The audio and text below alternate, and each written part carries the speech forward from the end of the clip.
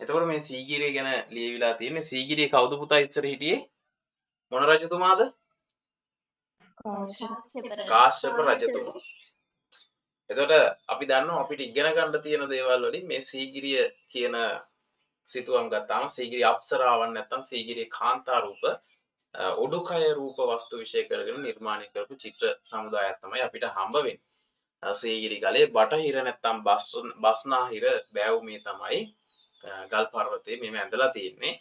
එතකොට අඳුරු වර්ණ ඇති කාන්තාවක් තියෙන ශරීරයක් තියෙන කාන්තාවකුයි විදුලි කලබක් නැත්තම් ආලෝකමත් වර්ණ ඇති ශරීරයක් තියෙන කාන්තාවකුයි අපි හඳුන්වනවා විජ්ජුලතා සහ මේඝලතා කියලා.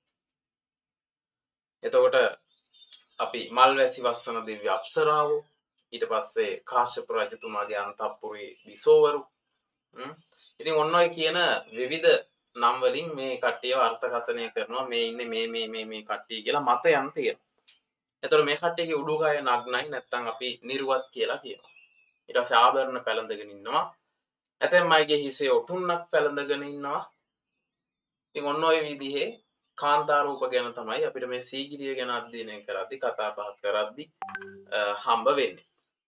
එතකොට ඔය සීගිරිය කුරුටු ගීත කුරුටු රූප වගේ දේවලුත් ඔයාලට බලා ගන්න පුළුවන්කමක් තියෙනවා. කුරුටු ගීත වැඩි හරියක් අපේ උන් ගියපුවාම පුතා උනුත් කුරුටු ගීත ඇඳලා ඉන්නේ. උඹලා එහෙම ගිහිල්ලා කුරුටු ගීත අඳින්න යන්න එපා. ඊට පස්සේ අරගෙන දායි පුතා හිරේ. හරි. එතකොට අපි මේ සීගිරිය ගැන ලියවිච්ච ලස්සන සින්දුවක් සමන් ලෙනින් කියන කෙනාගේ ගීතයක්. අපි අද අහමු. ඉතින් මේකේ තියෙන්නේ මේ තාත්තා කෙනෙක් හරි ආදරෙන් දුවෙක්ව හදනවා. මේ සීගිරිය ඉස්සර කාශ්‍යප රජතුමා පාලනය කරන අවදී. ඉතින් ඒ අවට ගම්මානයක ඔන්න දවසක් තාත්තා වුණ සාමාන්‍යයෙන් තමන්ගේ දුව දැන් තරුණ වයසට ඇවිල්ලා ඉන්නවා. එතකොට දවසක් සීගිරි රජ මේ කාශ්‍යප රජතුමා ඔන්න එනවා. මෙහෙම බලන්න මේ ගමේ ඔන්න සංචාරයක යනවා කවුද අපේ කාශ්‍යප රජතුමා.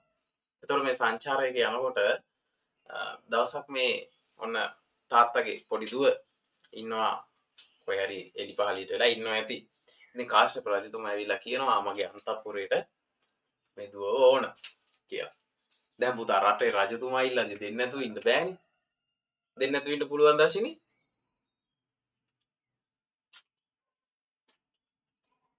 බෑ සර්. බෑනේ පුතා තාත්තා මුලතියි දෙන්න බෑ කිව්වොත් එහෙනම්. තාත්තර කර කියා ගන්න දෙයක්වත් නැහැ. ඊට පස්සේ ඉතින් ඔන්න දුවව එක් කරගෙන කැම්දන් යනවා පුතා මල් මාල දාගෙන. හරිද? නෑ එහෙම නෑ. ඔන්න දැන් දුවව එක් කරගෙන යනවා කොහොම හරි රජතුමාගේ අන්තපුරයට. ඉතින් ඔන්න ටික දවසක් යනකොට දැන් මේ දුවව එක් කරගෙන ගියාට පස්සේ ගෙදරට හම්බ වෙනවා තෑගි භෝග ගොඩාක්. අම්මටයි තාත්තටයි. කන්නද බොන්නද මිල මුදල්ද හැමදේම ලැබෙනවා. ඉතින් තාත්තා සාමාන්‍යයෙන් සමාජයේ ඉන්න මිනිස්සෙක්නේ නේද? තාත්තා කියන්නේ සාමාන්‍යයෙන් දුවලට ගොඩක් ආදරේ. එතකොට තාත්තා ඉතින් ඔන්න දුවව ගොඩාක් ආදරෙන් හදා ගන්නවා. අම්මා ගැන මේකේ පුතා ලොකුවට සඳහනක් නැහැ. හරිද? තාත්තම තමයි තමන්ගේ දුවට කියන කතාවක් විදිහට මේකේ තියෙන මේ ගීතය. එතකොට තාත්තා කියනවා ඔන්න දුව ඔයා එක් කරගෙන ගියාට පස්සේ අපේ ගෙදරට තෑගි භෝග ගොඩාක් ලැබුණා. ඒ විතරක් නෙමෙයි ඔයා හරිම සතුටෙන් සැප සම්පත් සහිතව ඉන්නවා කියලා අපිට අහන්නත් ලැබෙනවා. ඒත් හැබැයි මම දන්නවා ටික කාලයක් යනකොට අපි හැම කෙනෙක්ම වයසට යනවා. එතකොට කියනවා පපුව ටික මෙලෙක් වෙනකොට එන්න වෙයි මම දන්නවා කියලා කියනවා. කියන්නේ ඇඟේ හැම රැලි වැටෙනකොට අපි මහලු වියට යනකොට ඔය අන්තපුරේ කියන්නේ බිසෝවරු රජවරුන්ට ඉන්නවනේ පුතා බිසෝවරු සෑහෙන්න. ඉතින් අන්න එහෙම වෙනකොට ආපහු එන්න වෙයි මගේ දුවට ඒක මම දන්නවා කියලා තාත්තා කියනවා. නුඹේ දූවිලි තැවරුණු පැදුර තාමත් තියෙනවා. කියන්නේ එයා නිදාගත්ත පැදුර දූවිලි තැවරිච්ච ඔයාගේ පැදුර තාමත් ගෙදර තියෙනවා. ඔයා එන්න ඕන වෙලාවක කවුරු ඔයාව කොහේ යවුවත් තාත්තා ඔයාව කොහෙවත් යවන්නේ නැහැ. හරිද?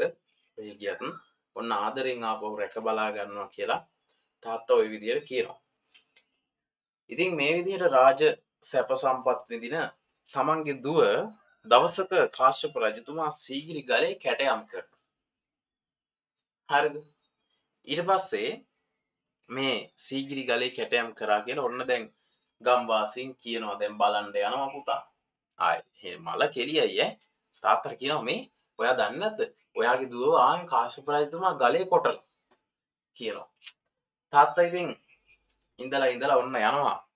තමන්ගේ දුවව බලන්න. හරිද? ඊට පස්සේ ඔයාලා හිතන්නේ මේ ළමයාගේ තමන්ගේ දුවගේ තමන් ආදරෙන් පොඩි කාලේ ඉඳලා හදපු දුවගේ රූපේ පුතා සීගි ගලේ තියනවා දැක්කට පස්සේ තාත්තට මොන වගේ දෙයක් හිතෙන්නේ නැද්ද? මට කියන්න බලන්න ළමයි ඔයාලා.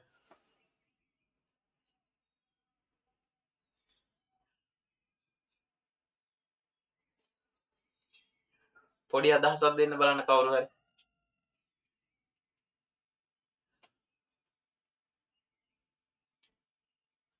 සතුටු හිතෙන්නේ නැති නේද? සතුටු හිතෙන්නේ නැති. තවත් අදහස් තියනවද? දුක හිතෙන්නේ නැති. දුක හිතෙන්නේ නැති. තවත් අදහස් තියනවද?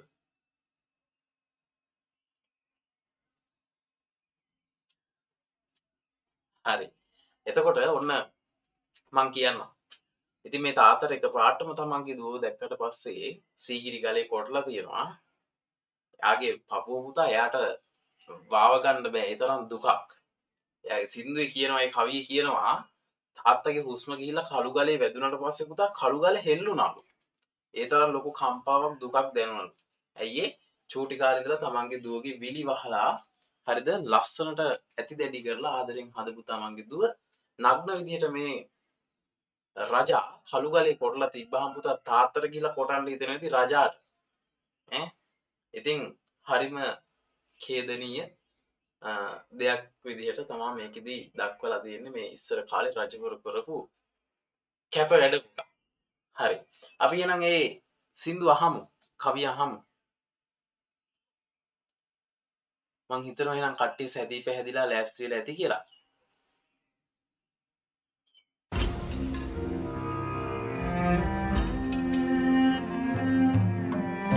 හරි. මට කියන්නකෝ මියුසික් එක ඔයාලට ඇහුණාද කියලා විතරක් පොඩ්ඩක්.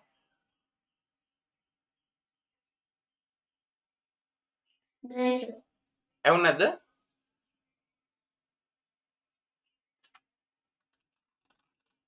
ළමයි?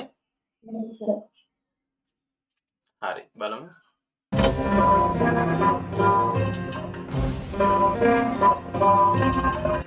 ඇහෙනවද?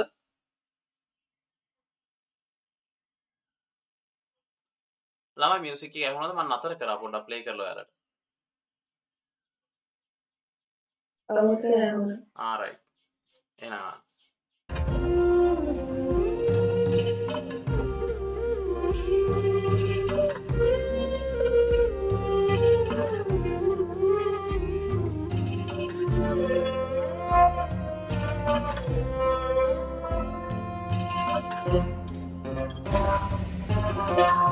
අපේ පැදුරින් මිදී කෙල්ලට වාසලට යන්නට වුණා.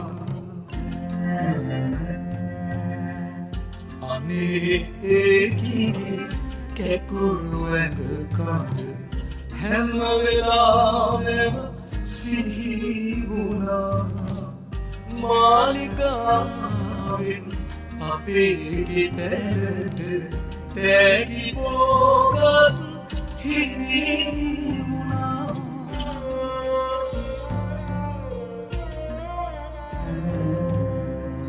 දුහුල් සලු පිලි සිහිල් ජල කෙලි දුවට හිමි බව සැලවුණා. දුවට හිමි බව සැලවුණා.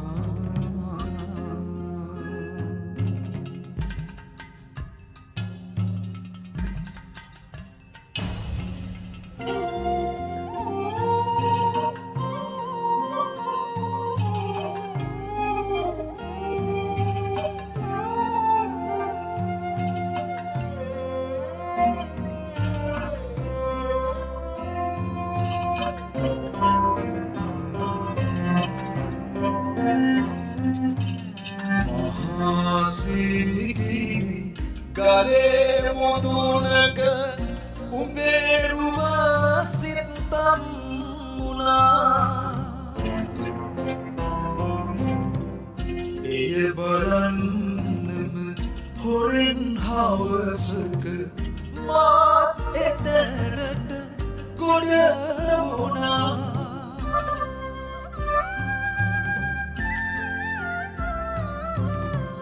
කරඩුවක් වගේ උබේ උඩුකය අනෙක් උන්නද පිරිසුනා.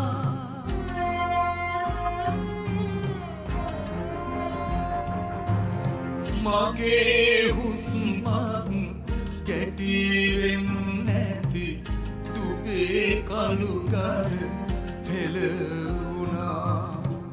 දුබේ කළුගල හෙළවුණා.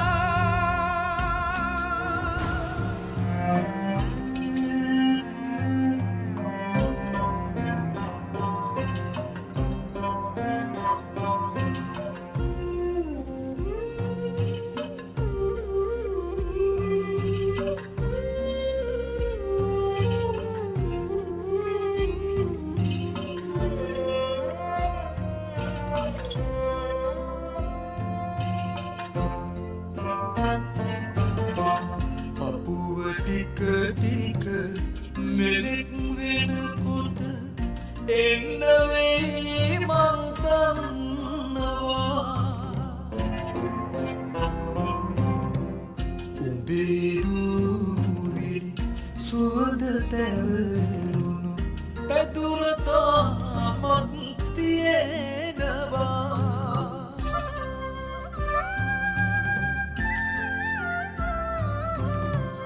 දැනුත් සීගිරි සිංහයා කොට ඇරන් ඉන්නවා පේනවා.